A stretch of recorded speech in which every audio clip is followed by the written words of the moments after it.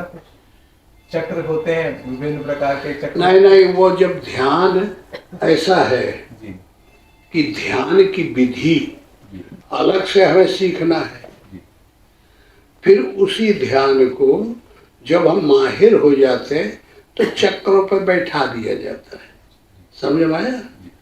तो फिर वो जागृत हो गया, वो जागृत हो गया, वो जागृत हो गया। बात तो मूल चीज जी मेडिटेशन है। जी ये आ जाए जी तो नहीं भी बैठाएंगे तब भी वो जागृत हो जाते हैं। ये भी प्रक्रिया है, जी क्योंकि ध्यान हमारे मन से लगेगा, जी चक्र हमारे मन से जागृत होंगे, और मन जब शुद्धिकरण हो गया तो हर चीज हो जाएगी।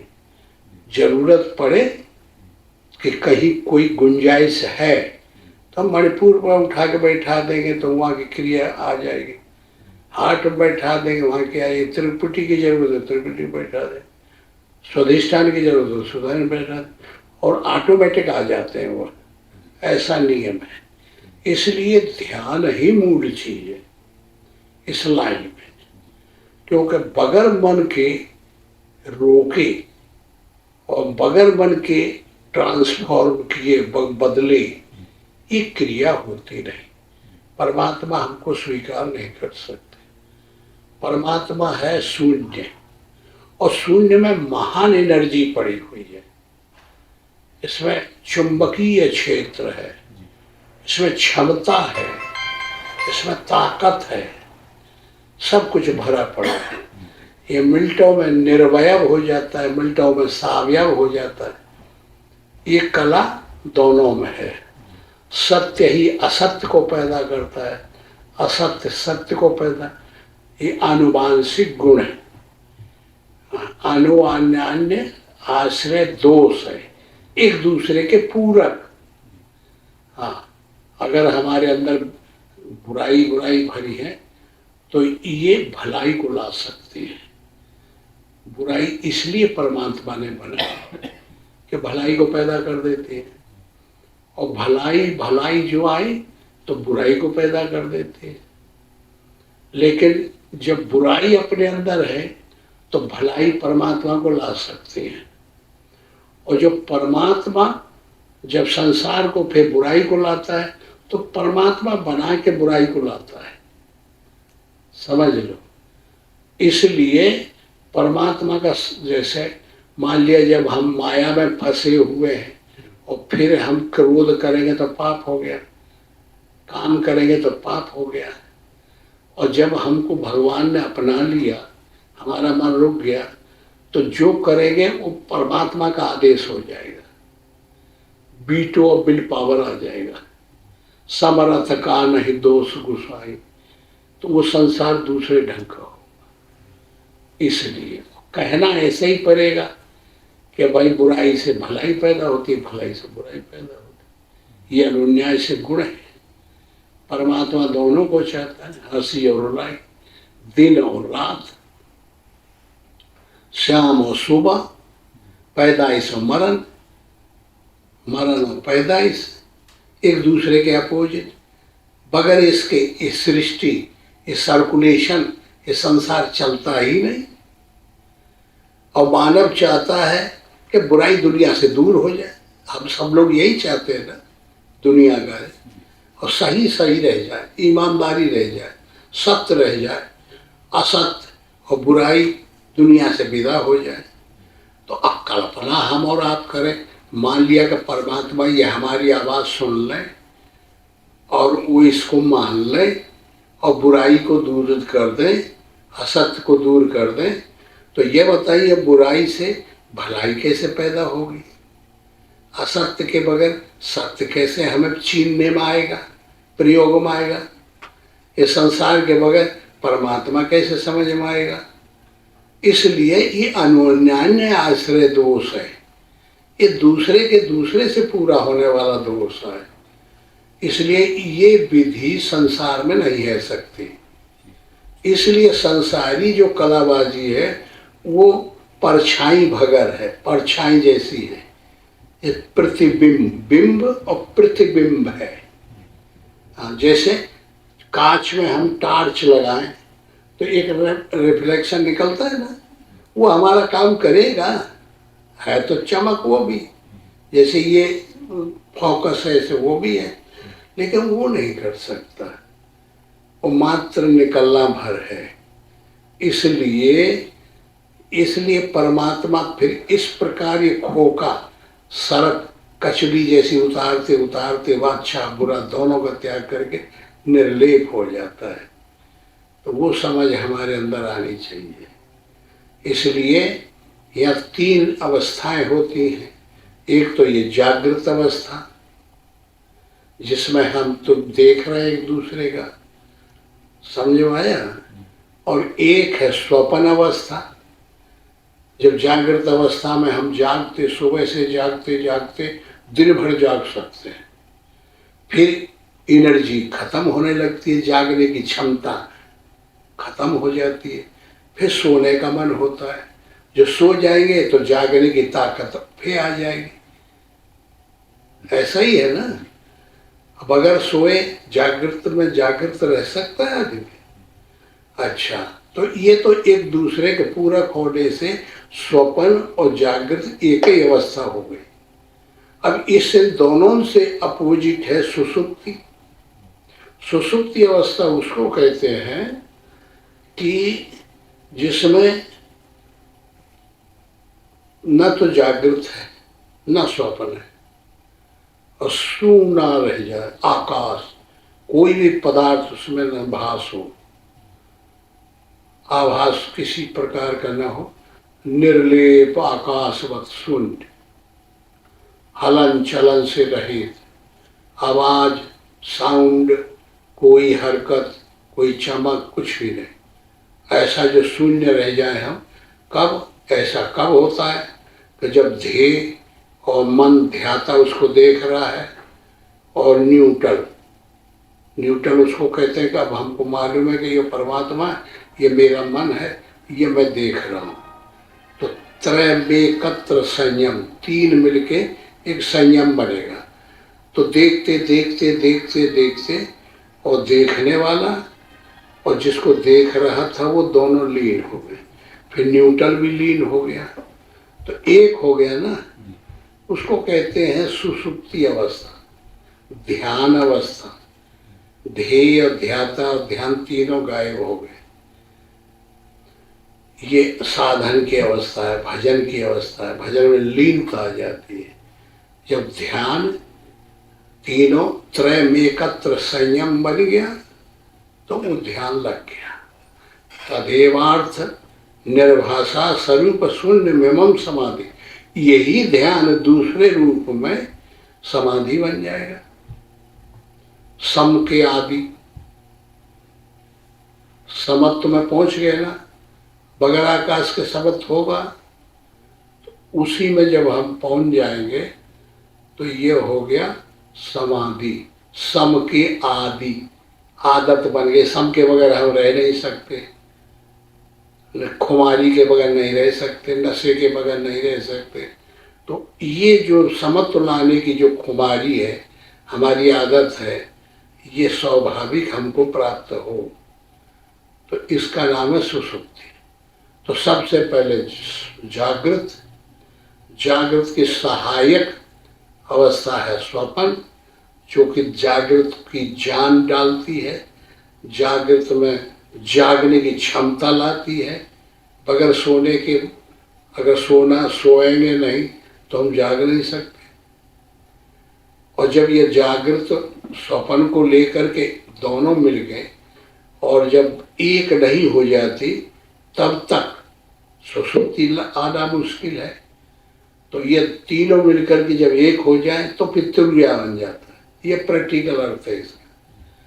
तीनों मिलके एक हो गए तो उसी का नाम तुर्या है। फिर तुर्या महत्वपूर्ण है, गुणातीत है, फिर हम उसी में चले जाए। अब यह हमारा मन अब जागृत में है, जागृत में कहीं गाली देगा, कहीं बोलेगा, कहीं बताएगा, कहीं क्रोध करेगा, कहीं नाराज रहेगा, कभी खाने की इच्छा होगी, कभी सोने की, कभी, ये सब प्रक्रियाएं चलेंगी। ये गुण धर्म है जागृत के। स्वप्न में जब हम गए, जब जागृत की क्षमता कम होने लगी तो फिर हम सोना पड़ता है। सोने से जागृत में जान आ जाती है, फिर जाग लेते हैं। तो फिर जब स्वप्न में गए तो ये जागने के जो जागृत अवस्था, इसके विषय विशेष संस्कार कंठरूप में पड़ गए, वही उद्भूत हो गए, वो रील के तो चित्र बन गए। जंगल पहाड़ कहाँ कहाँ घूमे थे, आधे वो में से बने, आधे उल्टे बन गए, आधे सीधे बन गए, समझ में नहीं आता। कभी कभी समझ में आ जाता है, स्वप्न की बात है।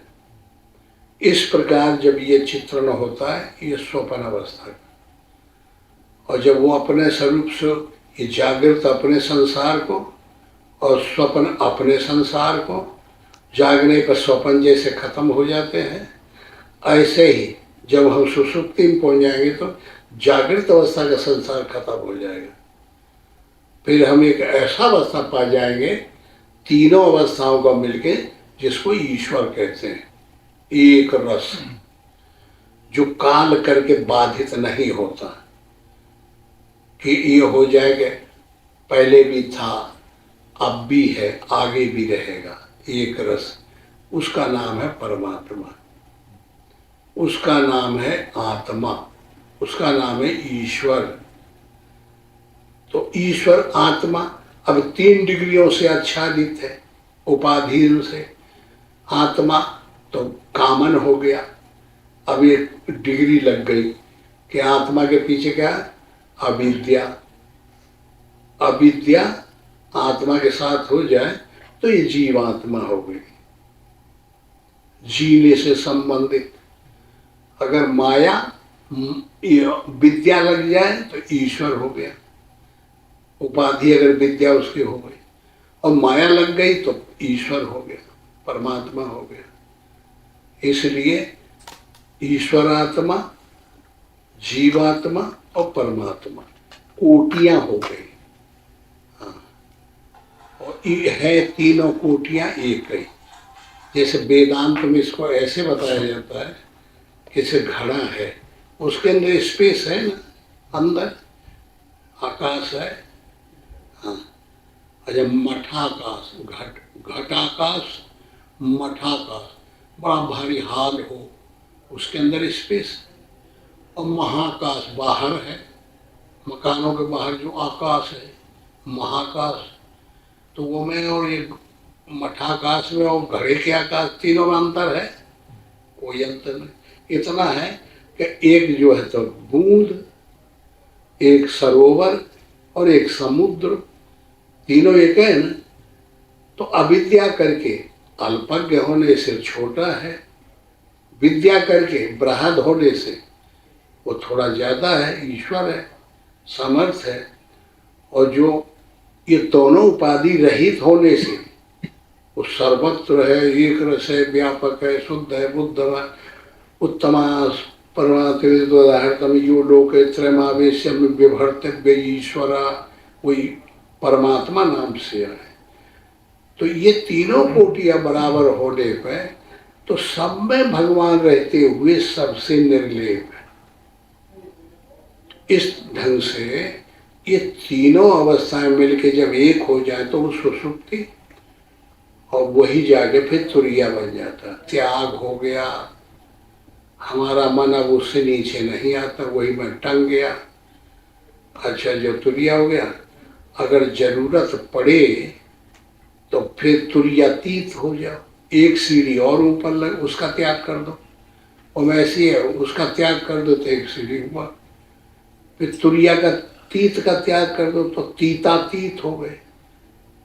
तुरिया, फिर तुरियातीत, फिर तीतातीत, ऐसे गुफा में, फिर गुफा में गुफा, फिर गुफा में गुफा, समझ में समझ, समझ में सब, माइलिकुल बारीक होते चले जाओ। ये बचने के साधक के तरीके हैं, गंभीरतम परमात्मा के सोचने की, जानने की क्षमताएं हैं। तो इस तरीके से सबसे मूल जो चीज है वो मेडिटेशन। मेडिटेशन के लाने के लिए अगर हम ध्यान में बैठते हैं और हमारा मन नहीं रुकता, तो हमको चाहिए कि ये अवय हमारा मन गतिमान है, तीव्र गति से विषया उन्मुख दौड़ रहा है, एक डबल मार्च चल रहा है, तो अब ये रुकने वाला नहीं।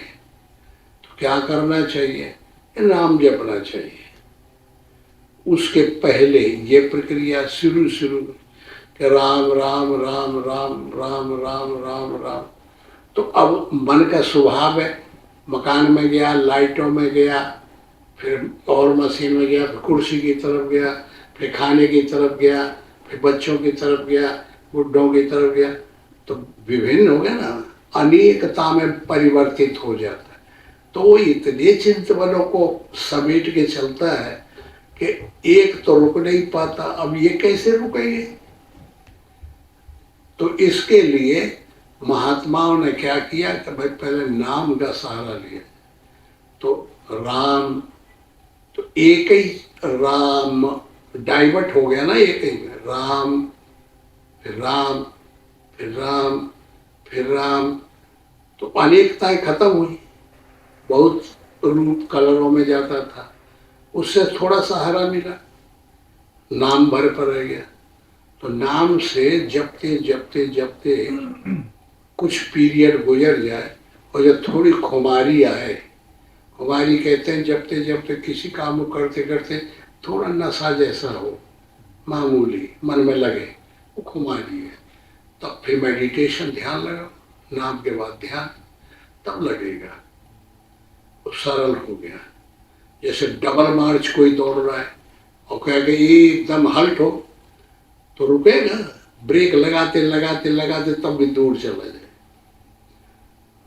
तो इसका मतलब है कि डबल मार्च को चाहिए कि स्लो मार्च करने के लिए धीमे होने से एक सहारा ले लिया जाए नाम का, और नाम से फिर सरल हो जाएगा, स्लो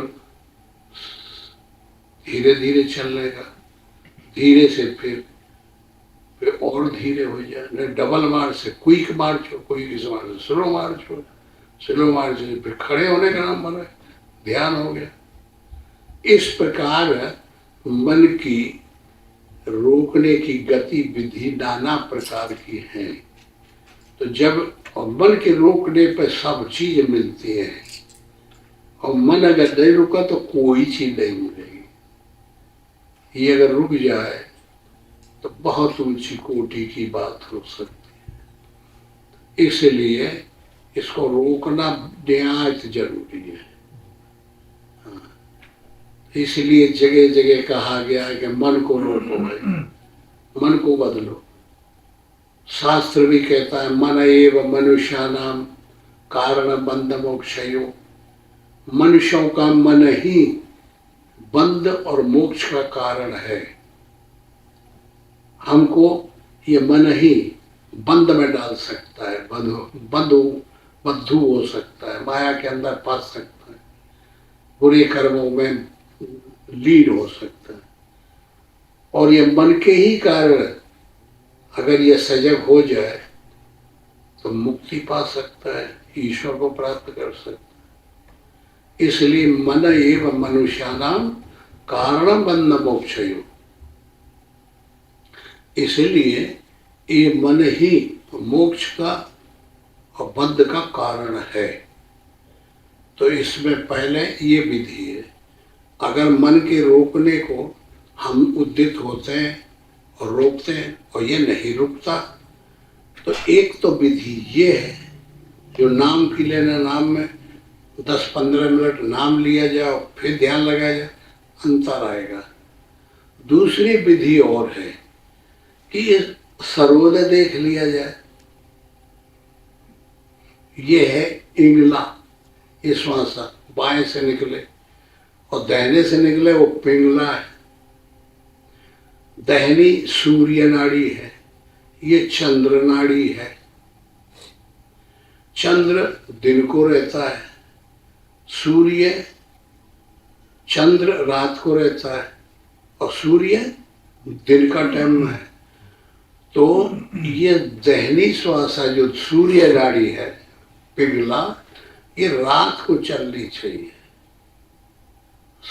चंद्र के टाइम, और चंद्र नाड़ी दिन को चलनी चाहिए सूर्य के टाइम पे।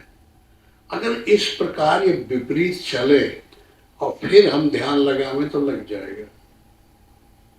अब एक देखने की विधि है, जैसे कोई भी देखो कौन श्वास चलती है,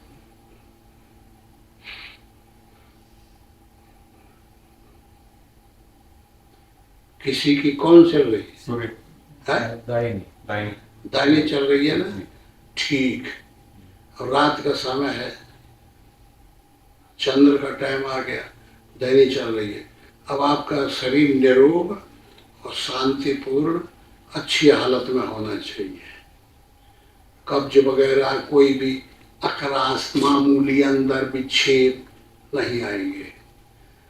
अगर किसी की बाई चल रही है, तुम्हारी चल रही, तो तुम्हारा ठीक नहीं। अगर तुम इस अवस्था में और रात का टाइम है और नाड़ी तुम्हारी चल रही है चंद्र बाई, और उस समय बैठते हो ध्यान में तो नहीं लगेगा।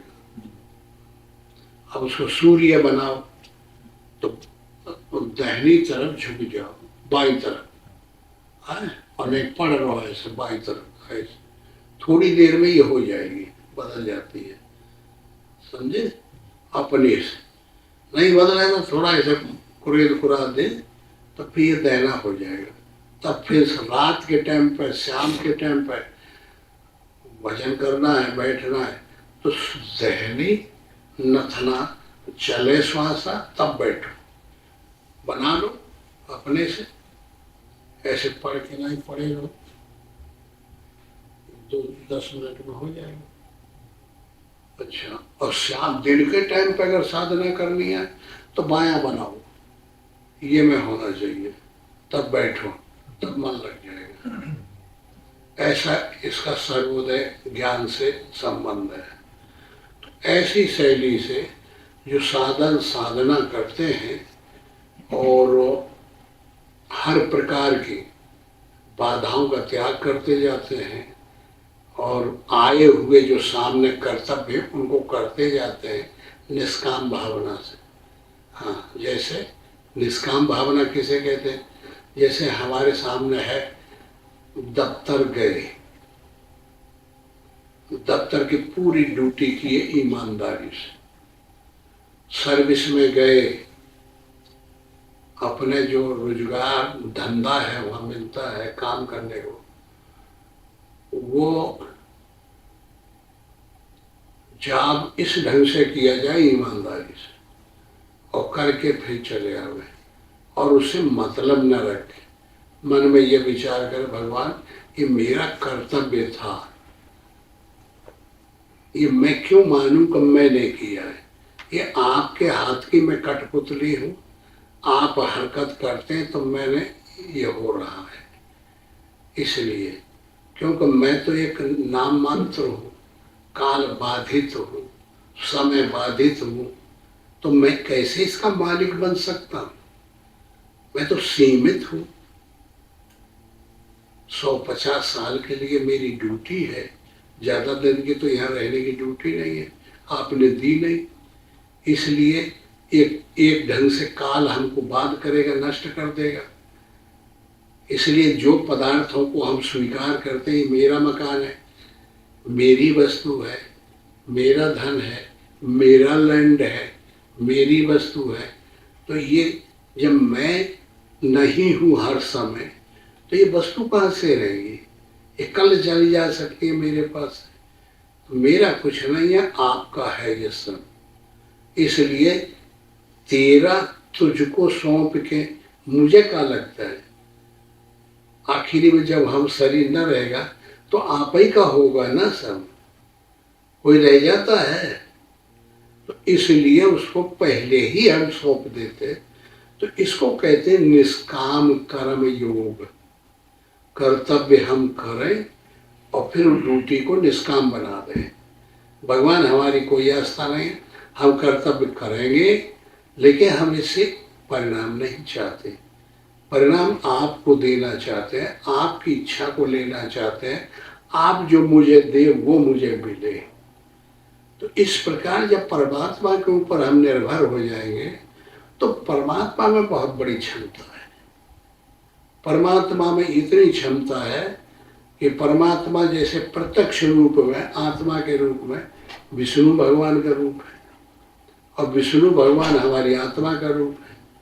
और ये प्रत्यक्ष निर्विवाद, निर्विघ्न और सब प्रकार से निर्लेप करके हमने अपना स्वीकार कर लिया। और जिस रोज ये तय हो गया कि अब कोई बाधाएं नहीं रही, निर्विवाद विष्णु भगवान तुम्हारा एम हो गया, लक्ष्य हो गया, गोल हो गया, तो उस समय सबसे बड़ी डिग्री मिल जाएगी। और फिर परमात्मा स्वयं हमारी बागडोरी थाम लेंगे, जैसे कृष्ण भगवान ने अर्जुन की थाम ली थी। ये सबसे अच्छा एग्जाम्पल है। हाँ, जब उन्होंने, कृष्ण ने स्वीकार कर लिया, तो साधक का देख रेख कौन करता है? महाभारत के पीछे एक निर्णय आता है कि यह युद्ध किसने लड़ा, तो कृष्ण भगवान को ही बताया जाता है कि अर्जुन टारगेट था, अर्जुन एक कारण था, और वो के अंदर से भगवान सबको मार रहे थे, सबको खत्म कर रहे थे। ऐसा चित्र आता है एक जगह। हाँ, ऐसे ही हमारे कर्तव्य में परमात्मा भरा हुआ है, और वो उसके पास सब प्रकार की ताकत है, और वो जो निश्चय कर लेगा वही का बनाया हुआ इस सृष्टि है, मालिक है, वो चलेगा। तो अब वो अपने, जब हम अपने से निर्णय न करें, परमात्मा, हम अनपेक्ष हैं, हम कोई नहीं चाहते, कुछ नहीं चाहते, निराधार हैं, अनिकेत हैं, अनारंभ हैं, और हम आसक्ति से रहित हैं। तो परमात्मा ऐसा जब पाएगा, तो फिर वो निर्धारित करेगा हमारे लिए क्या क्या होना चाहिए। तो वो सर्वे सर्वा है, तो वो सबसे उत्तम तरीका है। फिर वो हमें बोलने की जरूरत नहीं रह जाएगी। अब हमको सब काम लाने पड़ते हैं अपने से, फिर वो परमात्मा के दौड़े दौड़े जो काम अपने से आई है, लक्ष्मी अपने से आएगी, ये चीज़ अपने से आएगी, वो चीज़ अपने से आएगी, वो अपने से आएगी, तो वो पद ठीक रहेगी। ये वहाँ हुज्जत करना ये ठीक है, इसलिए उसके लिए ये सब किया जाता है। तो ऐसी शैली से हम कहते हैं कि ये शरीर ऐसी अलौकिक चीज है कि इससे क्या नहीं किया जा सकता। कबहु कर करुणा नर देही, देत ईश बिनु हेत सनेही। ये देह जो मिली है, ये शरीर जो मिला है, ये ऐसा अलौकिक है कि ये कोई योनि नहीं है इसके बराबर। अवध, ये जो समय, अवध कहते हैं समय को, ये जो अवध हमको मिली है इतने से और इतने पीरियड है, जब से पैदा हुए उस दिन से और मरने के बीच तक, ये अवध जो मिली है। अवध सर समूह प्रिय ने सो, और यह प्रसंग जाने को सब नहीं जानते। ये परमात्मा का प्रेमी अनुभवी कोई जानता है। तो ये अवध, ये अवध सरिस, ये समय के सरिस, ये जो कला हमको मिली है शरीर, इससे ही परमात्मा पकड़ा जाता है। और गधा घोड़ा नहीं ये साधना कर सकते। चींटी चिमूला को ये जितने हैं पक्षी नहीं कर सकते। मनुष्य से बड़ा कोई चीज नहीं होता। इसलिए मनुष्य की ही क्षमता है कि जो कि उस सुप्रीम तत्व को प्राप्त कर सकता है। इसलिए लगातार इसमें लगे रहना चाहिए। हाँ, और निष्काम भावना से चाहोगे। भगवान आज्ञा हो। और पूछो, कोई प्रश्न है? हाँ, माँ को एक सवाल थी। हाँ। वो पूछ रही थी कि आपके प्रति भक्ति बढ़ने के लिए खुद का प्रयत्न से होता है कि भगवान का कृपा से होता है? फिर क्लियर करो। भगवान के प्रति भक्ति बढ़ने के लिए वो खुद के प्रयत्न से वो भक्ति बढ़ती है कि भगवान के आशीर्वाद से बढ़ती है? भगवान की प्रेरणा से। भगवान की प्रेरणा तभी माना जाए कि यह हमारा, यह इंद्रियां, मन इस संसार से उपराम पाके और भगवान के मन भक्ति में लग जाए। ये बड़ा कठिन है। मन मानता नहीं, विषयों को छोड़ता नहीं, वही में लगा रही, वही में लगा रही। ये जो हम लोग समझा रहे हैं ये समझ में नहीं आता किसी के। चाहे रोज सुनो, यही रही कि जो कर रहे हैं वही में अभ्यस्त हो गए। समझे? तो मैंने किया, मैं करता हूँ, मुझे करना है और मेरे सिवाय कौन है, ये ऐसा महाबुरा हो गया है हमारे मन के। तो इसको ये छोड़ता नहीं, ये आदतों को छोड़ता नहीं। और जब छोड़ने लगे तो उसी को भगवान की कृपा माने कि भगवान की तरफ आ गया, अब लगने लगा। अपनी कोई ताकत न माने, हम लगाएं लेकिन भगवान के ऊपर छोड़ दें कि भगवान आप मेरे अंदर प्रेरणा कर रहे हैं। अपना ईगो ना हो जाए। अगर हम मान लेंगे कि नहीं हमारी मेहनत के माथे ये हुआ, तो अहंकार आएगा। अहंकार आएगा तो अहंकार का सिर नीचा हो जाएगा, पतन हो जाएगा। इसलिए हम मेहनत करें, हम ही सब कुछ करें, और जितनी डिग्री है जब लाभ हो तो परमात्मा के ऊपर है, और जो गलती हो तो अपने मुँह में लगा। ये है इसका तरीका। जो त्रुटि हो तो हमारी गलती, और जो एन केन प्रकारेण किसी प्रकार भी थोड़ी भी प्रगति हमारी हो तो परमात्मा की देन है। ऐसा करना पड़ेगा इसमें शुरू में, क्योंकि ये मोह माया बहुत खराब है, ये लपट पड़ते हैं। देखिए भगवान राम का और रावण का युद्ध चल रहा था, भरमार युद्ध था। कभी लक्ष्मण घायल होकर मर जाता था, फिर हनुमान जी जिला लेते थे बूटी से। कभी मेघनाथ और वो दूसरे टोली के घायल हो जाते थे। तो होते होते होते होते जब रावण भर बचा तो बंदर बड़ी भारी वो मनाए, क्या कहते हैं आजकल जो खुशी मनाते हैं, जश्न। जश्न आजकल का शब्द है। खुशी मनाए बंदर। भगवान को शाम को जब युद्ध की छुट्टी हो गई तो फिर सब लोग खुशी मनाए कि भगवान अब एक रह गया है तो कोनो बात नहीं, अब वही साले को मार डाले। अब आज आनंद का विषय बन गया, बहुत बढ़िया। तो ये खुशी जहर गांठिन पड़ गए। खुशी मनाए और अपने अपने वो में जाके पड़ रहे।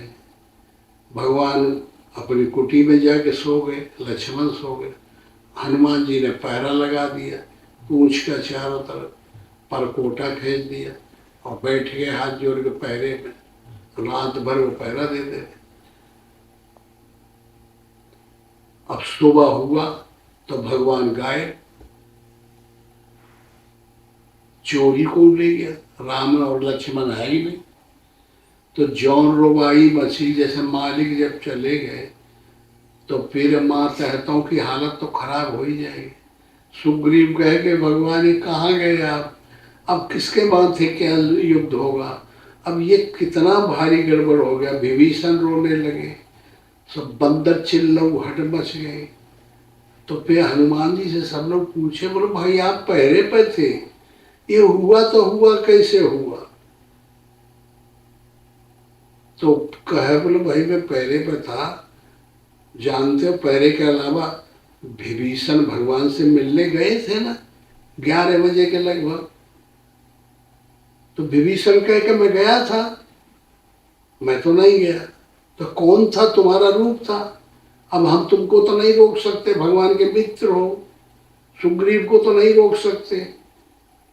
तो कह मेरा रूप आया था, बोला कहा अहरावण आ गया, मेरा रूप अहरावण बना लेता, मैं जानता हूं।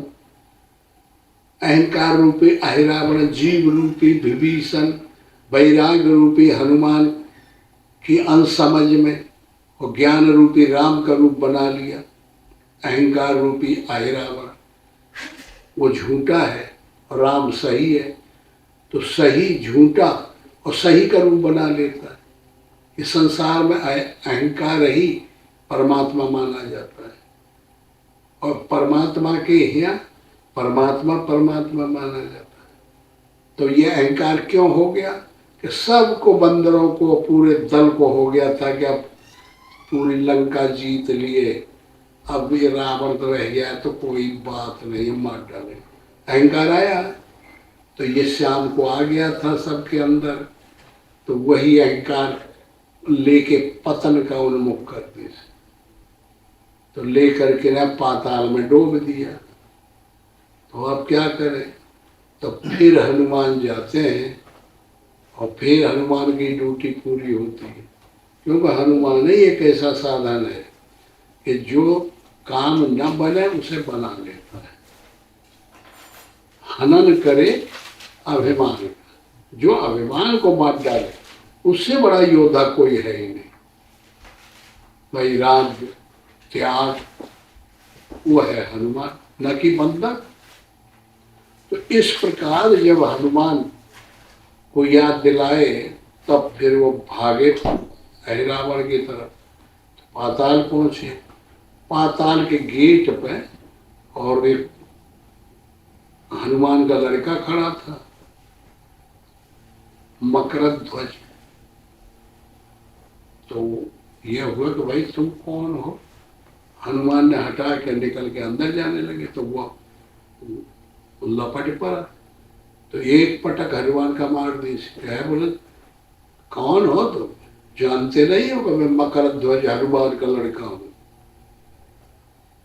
बंदर मार डालूंगा, जानते नहीं, कौन हो तुम?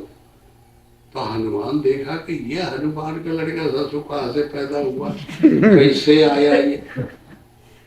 फिर हनुमान तो बड़े योग्य थे, मूर्खता उनके पास जड़ से नहीं थी, तो गंभीर हो गए कि भगवान कौन लीला कर रहे हो, ये कहाँ हालत है। तो गंभीर होकर पूछे, बोले तुम कैसे हनुमान के लड़के हो भाई?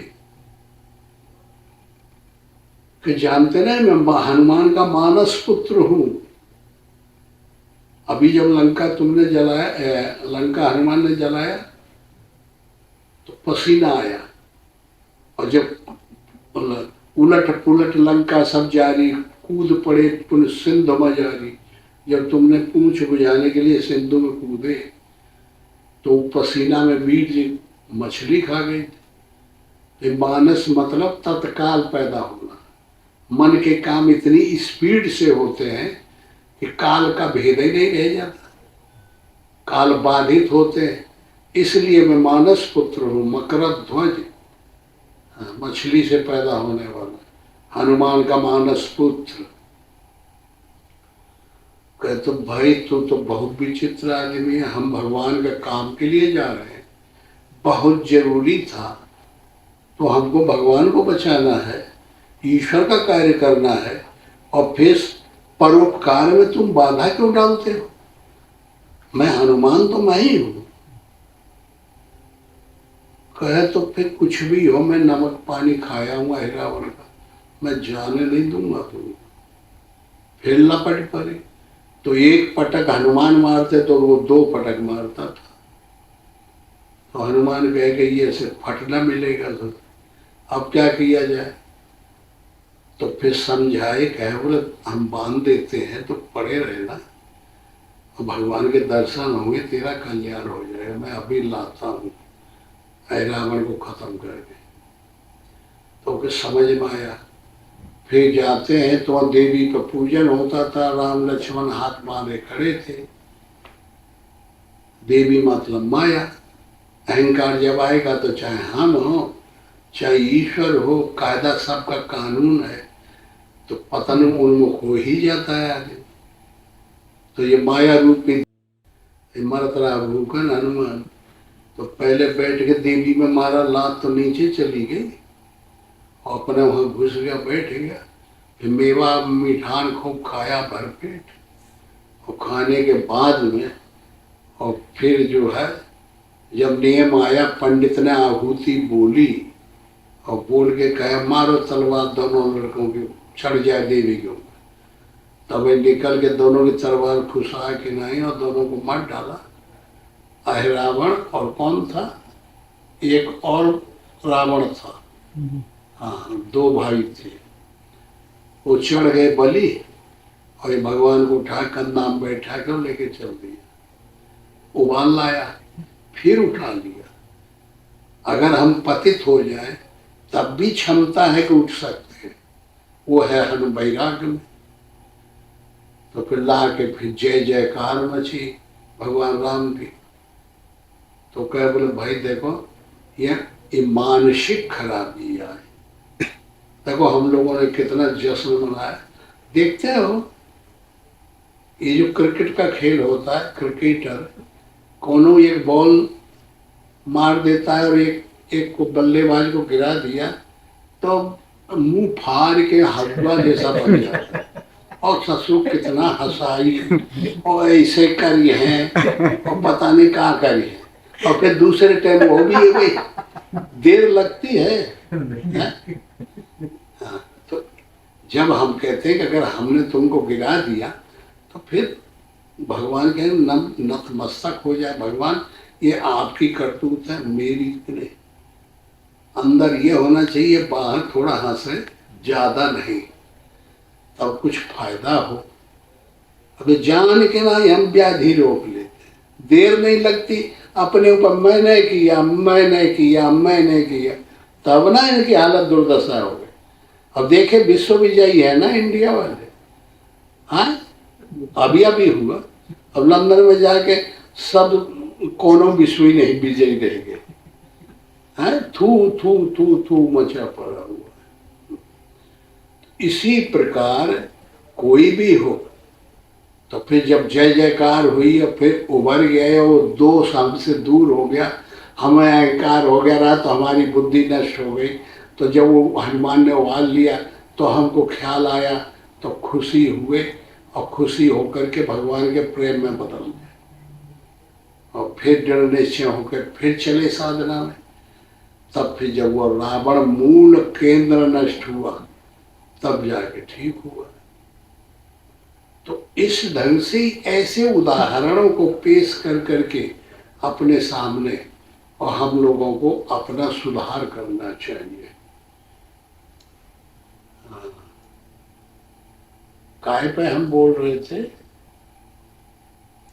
साधना के बारे में, साधना किस तरह की जाए। हाँ जैसे का पूछे थे तो ये भक्ति वो खुद का प्रयत्न से होता है कि हाँ अपने से करें कि भगवान की और भी क्यों को है। स्वामी जी ये जब मन जो है चोर तो उस मन ही है, आइडेंटिटी जो है, जो मैं है वो तो ये मन का चक्कर है सारा, उसी को अगर डिस्ट्रॉय कर दे काम होगा, तो काम होगा। मूल चीज यही है, मोटा सा समझ में आना चाहिए। बारीकी और बहुत सी बातें हैं, लेकिन जब हम करने लगेंगे तो वो जानकारी फिर आने लगती है। मोटा मोटा ऐसा ही है। भगवान ब्ध्यान में बैठने के लिए कोई सबसे अच्छा समय ऐसा कुछ है? ध्यान में बैठने के लिए सबसे उचित समय क्या होता है? ब्रह्म मुहूर्त,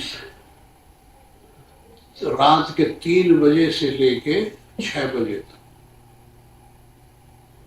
उस समय जिसको रात भर नींद नहीं आती वो भी नींद आ जाएगी।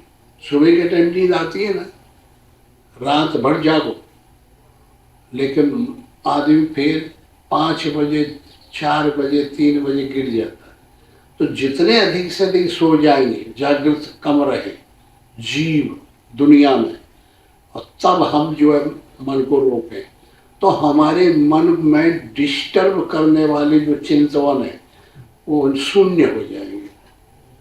तो समाज या आकाश में जागृत संकल्प करने वाले जो हमारे मन को पकड़ते हैं कम से कम रह जाए, तो ये जो ईथर है आकाश, ये शून्य से शून्य मिले, हाँ, किसी के संकल्प न रहे, तब हमारा मन अपने से रुक जाएगा। बम्बई जैसी सिटी में जैसे यहाँ है, अब ये आकाश शुद्ध नहीं है, ये जो ईथर है निर्मल आकाश है, यहाँ गुच्छे बने हुए हैं संकल्पों के।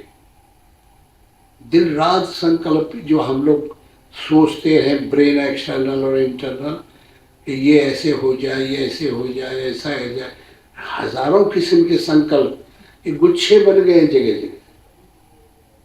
तो वो हमारे संकल्प में, हमारे वेव में, हमारी कंपन में वो कंपन दखल डालते हैं, इसमें टकराते हैं अब सब में, इसलिए हमारा मन नहीं रुक सकता। हजारों गुना बाधाएं आ जाती हैं मन को जब रोकते हैं। और जो रात को सो जाते हैं उस समय बैठो, कोई आवाज न हो तो रुक दे। और रात को भी 10 बजे बम्बई जैसी सिटियों में, अब यहाँ भी 12-2 बजे तक तो चलती रहती हूँ। सुबह के टाइम ब्रह्म मुहूर्त वो बहुत बढ़िया रहता है, इसलिए 4 बजे तो जगी जाना चाहिए। घंटा आधा घंटा अभ्यास कर लेना चाहिए 6 बजे के बीच में, ये बहुत अच्छा है। और ध्यान करने के बाद सो गया तो सो जाओ, कोई दिक्कत नहीं, अपना काम करो, नियम बनाओ, और रोकते रोकते ध्येय और ध्याता ध्यान रुक गया और खड़े रहो। जैसे फर्ज करो, ध्यान कैसे करना है, जैसे कोई शरीर में तिल है ना, ये जैसे तिल है, उसी को देखने लगो। उसके बीच में एक बाल खड़ा है, बाल को पकड़ लो और तिल को काटते जाओ, काटते जाओ, बाल की बराबर ही इतना सूक्ष्म हो जाए वो कालापन, काटते जाओ, काटते जाओ, काटते जाओ, और वही मन खड़ा रहे। समझ में आ रहा है? हाँ, तो ऐसे अभ्यास करो, फिर बार बार करो, फिर बार बार करो, तो रुकने की एक जगह, खड़े होने की ये मन में ताकत आ जाए। और अगर इस प्रकार ध्येय और ध्याता ध्यान तीनों एक हो जाए, फिर तो कहना क्या है, फिर शक्ति का प्रादुर्भाव होगा अपने से। जा त्रयमेकत्र संयम आएगा तो ये बुद्धि ऋतु में भर जाए। ऋतम मरा तत्व प्राज्ञा, ये हमारी जो बुद्धि है ऋतु में भर जाएगी। और जब ऋतु में भर गई तो जैसे बच्चा आ जाता है पेट में माताओं के, ऐसे पुरुष से भेंट हुआ तो गर्भाधान हो गया, अंदर भगवान आ गया। ऋतम भरा तत्व प्राज्ञा, प्राज्ञ कहते हैं बुद्धि, बुद्धि ऋतु में भर जाए तो परमात्मा का चेतन का प्रतिबिंब गिर जाए। और चेतन का प्रतिबिंब तो पेट में ताकत आ गई, फिर वो पैदा हो जाएगी, हमारे ब्रेन को मिल जाएगी।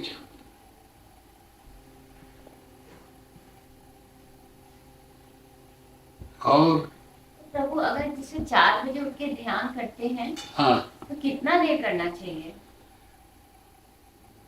जितने में अपने को संतोष हो जाए कि भाई भगवान हम इतना करेंगे, तो उतनी साधना की। 10 मिनट गृहस्थी में रहते हुए 10 मिनट 15 मिनट बहुत, क्योंकि ज्यादा टाइम नहीं रहता। और भगवान से कहेंगे, और पूरा दिन भर का दिनचर्या करें, चाहे हम गृहस्थी का काम, लेकिन भगवान को ये सौंप दें, भगवान मेरा मन आप में 24 घंटा में लगा है, मैं कुछ नहीं करती हूँ, मेरा मन आप ही में रहे, समर्पण की भावना ये रहे, और पूरा काम भी कर लें, तब वो अनासक्त होगा। हमारा मन भगवान में लगा है, उनसे हमने ये रिपोर्ट दे दिया, और फिर सब काम करके नहीं फिर लग गए। शाम को हाजिरी दे दी, सुबह हाजिरी दे दी। तो जिस प्रकार ये शरीर से हम सर्विस करते हैं और सर्विस में जाके ड्यूटी बजाते हैं, तब हमको तनख्वाह मिलती है। इसी प्रकार ये शरीर की हो गई। जब नई सर्विस करते हैं तो हम अपनी फैमिली देखते हैं, वही सर्विस है।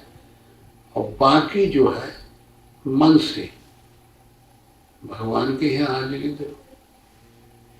रोज शाम सुबह हाजिरी चलती रहे तो एक ऐसी रूटीन तैयार हो जाएगी, एक ऐसी विधि तैयार हो जाएगी कि उसके बगैर हमें कल नहीं, हमें रोज करना पड़ेगा। बस जब ऐसी आदत बन जाए तो आदत ही तो पालना है, फिर आदत परमात्मा की बन जाएगी, फिर सब बन जाएगा। फिर धीरे धीरे 100 पैसे तो हैं रुपये में, 2 पैसा 1 पैसा हमारा भजन का प्रगति हो गई, तो 98 पैसा बाहर ही रह जाएंगे माया वाले। तो फिर 1-2 पैसा ले लेंगे, फिर 1-2 पैसा ले लेंगे, फिर वो कम हो जाएगा। जब 50-50 हुए तो हाँ हमारा काम बन जाएगा। उदाहरण समझ में आया ना? पर इतना है ये समझ में, और फिर अपने करते रहो। और ये किसी से बताना नहीं है, अपने मन में हम अपनी मन की शांति के लिए परमात्मा से अपनी इबादत करते हैं, अपनी दुआएं मांगते हैं, अपने भजन पेश करते हैं, भगवान स्वीकार कर लें। ऐसी नीति से हमें डेली हाजिरी देना चाहिए। और जरूरी है कि ये संसार में ये शरीर चाहे कुछ भी करे, कुछ तो करना पड़े ना, कहीं भी रहे। तो उसकी संसार की जब माइक क्षेत्र में यह शरीर जाके हाजिरी देता है तो सूक्ष्म शरीर अंतर जगत का है, वो अपनी ड्यूटी वो भी करे। तो दोनों हाथ में लड्डू रहे ना, शरीर से संसार का भी काम हमने किया, फैमिली चलाई, बच्चों का पालन हुआ, समाज का पालन हुआ, और मन से भगवान का पालन हो गया, तो दोनों हाथ में लड्डू हो गए। जब हम यहाँ से जाएंगे तो फिर भगवान के दूत लेने आएंगे ना आगे, वो हमारा स्वागत करेंगे, क्योंकि हम अवैध से उनमें एनर्जी भर रहे हैं ना, परिचय कर रहे हैं, पहचान कर रहे हैं। और इतना पहचान हो जाएगी, इतना प्रेशर होगा, इतना दबाव होगा कि हमारा स्वागत करने आएंगे ना। कहते हैं कि विमान आता है जब मर के आदमी भला आदमी जाता है। हाँ, तो इसलिए दोनों हाथ में लड्डू, जाकि यहाँ सराहना वाकई वहाँ सराहना, जाकि वहाँ सराहना वाकई यहाँ सराहना। 5 लोग जिसको यहाँ अच्छा कहते हैं, परमात्मा सबके अंदर ही तो है, वही अच्छा माना जाएगा। और जिसको 10 आदमी बुरा कहते हैं वो बुरा।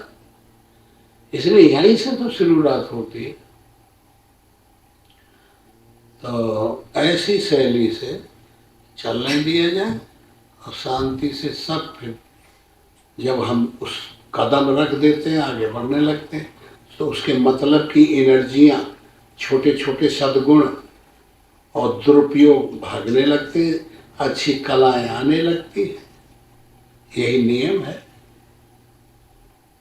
स्वामी जी, मेडिटेशन के टाइम में जैसे स्टार्ट किया, मतलब नाम से स्टार्ट किया, और अगर सत्संग उस समय होता रहे ब्रेन में, वो नहीं चलेगा। हाँ, एक तरीका है। हम लोग क्या करते थे कि अमर कथा सुने, महाराज हमारे अमर कथा सुनाते थे। नहीं, अगर मन में ही अपने आप से कोई सुन, हाँ, अगर अमर कथा सुनाते थे जी, तो हम लोगों को सुना दिए। अब उसको जब ध्यान लगे तो ध्यान वगैरह मन नहीं लेता, तो वो ध्यान की चीज है, तो उस अमर कथा में ले गए। तो फिर उसी में हर श्वासा में मन जा रहा है, ऊपर जाता है तो रा, नीचे जाता है तो माँ। अगर ये नहीं हो रहा है तो फिर बस वो कला आ गई उसमें कि भाई ये शरीर अवध है, 10 इंद्रियां अनुकूल हो जाए, विषय का त्याग कर दें तो दशरथ है, ज्ञान राम है, ये रील बनाने लगे, ये से बड़ा फायदा होता है। तो फिर ये रील बन के तैयार, चार्ट हो गए, पूरा रामायण का ट्रांसफॉर्म हो गया, अंदर आ गए और उसी में बस लग जाए। तो ये प्रक्रिया भी चल सकती है। तो स्वामी जी, जब ध्यान करते हैं, ध्यान गहरे में जब करते हैं तो काफ़ी कुछ चीज़ें दिखाई देती है। तो इसमें और जो स्वप्न आते हैं, इन दोनों में क्या फ़र्क है? जब ध्यान करते हैं और ध्यान में जब हमारा मन जैसा रहता है, कभी रुका थोड़ा थोड़ा, कभी नहीं रुका, और वही संस्कार जब हमारे कंठकूप में यहाँ पड़ जाते हैं तो रील बन गई। तो वो जब जब सोएंगे तो फिर वो उद्भूत हो जाते हैं, वो ड्रीम, स्वप्न। तो उसमें जो दिखाई पड़ेगा तो वो ध्यान में जो गड़बड़ी है उसका परिणाम होगा। कि तुम ध्यान करते हो तो ध्यान लगता नहीं, और तुम अपना मान लियो ध्यान, सुसुप्ति आ जाती है और ध्यान लगता नहीं, और किसी चीज में जो सो गए, ये बताएगा वो। तो समझ जाना चाहिए कि हमारा ये कालनेमी आए, कालनेमी कपट, ये हम लगा रहे हैं कि ध्यान हमारा चल रहा है और हम सोए पड़े, ये बताएगा वो। तो वह उससे सजग हो जाना चाहिए। और या जब ध्यान लग गया और ध्यान में जब यह हुआ कि हाँ ठीक है, स्वप्न में तुमको दिखाई पड़ा कि मैं यहाँ से उड़ा आकाश में से और उधर पहाड़ में खड़ा हो गया, वहाँ से उड़ा फिर उधर चला गया, ऐसा दिखाई पड़ा तो समझ ले कि मैं ध्यान मेरा लग गया। निराधार जब हम हो जाए और पृथ्वी से संबंध हमारा शरीर का न रहे, तब लग समझ में आए कि ध्यान लग गया। कभी देखते हैं उड़ना? जी हाँ, कभी कभी आया होगा कि जी बिल्कुल। तो वो बहुत अच्छा है। अगर सपने में उड़ते देखें ये बहुत अच्छी बात है। फिर मन वास्तव में लग जाता है, और जब मन लगेगा तो झटका देगा, स्पार्किंग होगी। जी हाँ, एक तो जैसे पॉजिटिव और निगेटिव दो हैं, एक तो हमारा मन है, हाँ? और एक परमात्मा है। दोनों के जब छुएंगे, समझे, जी तो लफा उठेगा। जैसे करंट जब छूता है कैसा होता है, जी थोड़ा अंदर से आवाज आती, ऐसे ही तो झटक के ध्यान में हम इधर गिर जाएंगे, समझ ले कि ठीक चल रहे हैं। ऐसे ऐसे लक्षणों से अपने को परत्याना चाहिए कि हमारा ध्यान सही है। और जब ऐसे लुढ़कत रहे और हम ध्यान लगाते हैं, ध्येय बनाए और वो ध्येय टूट जाता है, फिर उधर चला गया काम की तरफ, फिर ध्यान लगाए, फिर रोटी में चला गया, फिर ध्यान लगाए, पैसा में चला गया। ऐसे ऐसे जब पास अगर ये कर रहा है तो समझ ले कि ध्यान ठीक नहीं है। ठीक है, जी स्वामी। ऐसे समझना चाहिए। सुबह श्वासा कैसी होनी चाहिए? 4 बजे, सुबह 4 बजे श्वासा। 4 बजे जो है, अगर श्वासा आप देख लें, बैठना है, तो सूर्य चंद्र। हाँ, तो सुबह जो है और चंद्र नाड़ी रहना चाहिए, नहीं सूर्य नाड़ी, सूर्य है सूर्य सूर्य नाड़ी रहे, दहनी। तो फिर ऐसे पड़ रहा बाई तरफ नीचे लेके, और ये ऊपर रहेगा वही खुल जाएगा। ये पड़ने से खुल जाता है, तो खोल लो तब बैठो। इतना करो, इतना ही थोड़ा थोड़ा ठीक रहता है। एकदम सब चीज सुन लिए तो वो समझ में भी नहीं आता, थोड़ा थोड़ा थोड़ा शुरू करना चाहिए। दिन में बायां चलना चाहिए और रात को दाहिना। रात को दाहिना। शरीर निरोग रहता है, शरीर स्वस्थ रहता है। जब भी शरीर में विकार आएगा तो श्वासा बिगाड़ देगा, तब रोग आएगा, बीमारी आएगी, खराबी आएगी।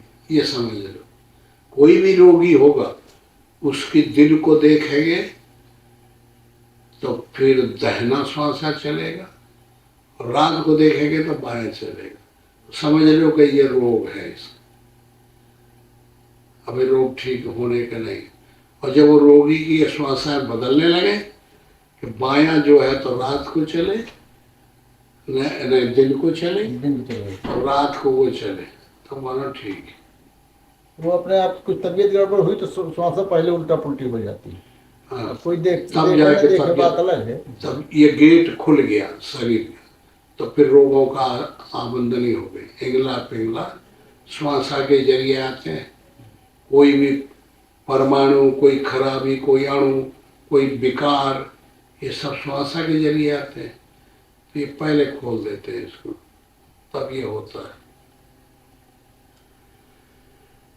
अच्छा, तो बोलो गुरुदेव भगवान की जय।